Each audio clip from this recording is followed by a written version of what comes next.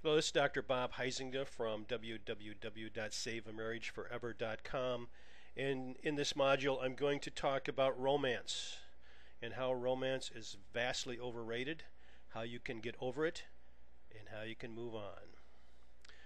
You're told to recapture the romance, right? We often hear the importance of recapturing the romance in a struggling marriage or a marriage on the brink of destruction. And we spend millions, billions of dollars each year on things related to romance, such as romantic getaways, romantic cards, chocolate and flowers, as if these hold the key to intimacy. What I'm going to do is I'm going to present to you 5 facts or ideas about romance, probably that you've never heard or no one has ever told you. Number 1, there's a fact that romance is God. Romance is touted as the ultimate experience in an intimate relationship, is it not? It's idealized as the epitome of being in love. Romance means being, quote, in love, quote. And often we're compelled to follow this. We can't often get enough of who's in love and who's not in love. If you walk through the grocery store checkout counter, you will notice rows and stacks of magazines talking about the latest celebrities, who's in love with whom and who's not in love, and how many times they've been in love and who they're divorcing, and whether they're in love depends very little upon whether they're married or not. But these magazines obviously sell and bring in tremendous income because we are told that romance is God in a relationship.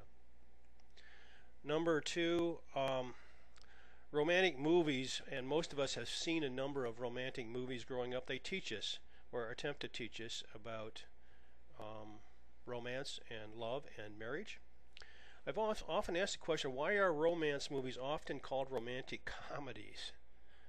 Because in essence, romantic movies are often tragedies. Romeo and Juliet is an example of a tragedy in which two people fall in love romantically, but it's often short-lived, and the results often have dire consequences. Another movie popular some time ago was The Bridges of Madison County, where Clint Eastwood and I think it was Meryl Streep kind of hook up for a while and become romantically involved, but never really get at the essence of the relationship. And as the movie ends, both of them, I think, experience a tremendous amount of their own emptiness that the romance was not able to address. Here's a question for you. Did you ever see a real romantic movie? Give that some thought. Number 3, romance has to do basically with your personal needs. And most of us have needs to be acknowledged, adored, cared for, or perhaps cherished. And another powerful need is to feel special. And this is extremely important and powerful for, and I'm going to be a little bit of Freudian here, for a man who's been overindulged by his mother. He needs to feel special, appreciated, often adored. Or a woman who was the apple of their father's eye yet was emotionally deprived. These people fall prey very easily to this whole idea of romance and falling in love or being special. Romance often becomes a vehicle through which our needs are supposedly met without needing to name those needs or without needing to talk about them. In other words, there's an expectation that the other person is going to mirror back to me exactly what I want without any effort on my part. We don't need to talk about them. We can read each other's minds, for example. That kind of union is often associated with romance. But at the bottom line, what's involved here are our own powerful personal needs.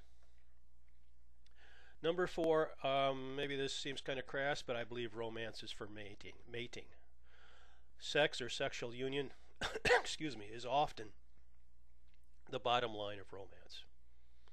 And here's an interesting thing. The chemistry described in romantic love, we are finding, is truly that, a raw chemistry. That those in love have a high concentration of specific endorphins or chemicals in their bodies. And these are the same chemicals that we find in animals in the animal world for people who are in what's called heat, the need for sexual union. Another issue related to romance is, and it's important to note, I think, is that we run into 2 or 3 people in our lifetime where we experience this chemistry, this powerful attraction. I'm not sure exactly what it is. It runs a little bit beyond personal needs, I believe, but running into someone that we're not married to and we feel this attraction, this chemistry to, does not, of course, give us license to jump in bed with them. Number 5, romance means high. A person seeking romance is often someone looking for a high, an emotional high, an experience that will take away their pain, their emptiness, their loneliness, and make them feel good. Romance, I want to be in a romantic relationship because I want to feel good, and I'm tired of feeling bad. All right, so should you forget the cards and the chocolate and the special dates and the cards and the notes and romantic words? No, I'm not asking you to do that. But please remember that romance is very, very temporary. And your marriage longs for moments, days, weeks, and years in which you declare yourself more and more fully and become, sometimes with trepidation, the declarations of, or you welcome sometimes with trepidation, the declarations of the other, and you together explore the depths of acceptance and heightened awareness, which is love, that moves beyond romance and knows no end. So here I'm making some distinctions for you between romance, which may feel good, but it's only temporary, and the whole process of loving someone else and receiving love from someone else, which is hugely different from romance. How do you move beyond romance? I talk about moving beyond romance, moving beyond our personal needs system, and I can share with you in my new ebook the 11 shifts that you can make that will put you on the path of creating a deep intimacy that you can trust forever, in contrast to the temporary high of romance. So what you can do is you can go to www.saveamarriageforever.com/ebook.htm for more information on not only romance and how the 11 shifts that you can make to move beyond romance, but a lot of other practical information related to saving your marriage. This is Dr. Bob Huizinga.